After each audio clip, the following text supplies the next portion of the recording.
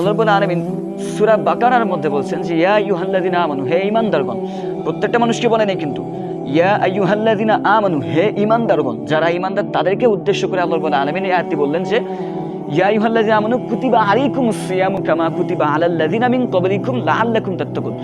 আমি তোমাদের উপর রোজাকে ফরজ করে দিয়েছি যেভাবে ফরজ করা হয়েছিল তোমাদের পূর্ববর্তী লোকদের প্রতি।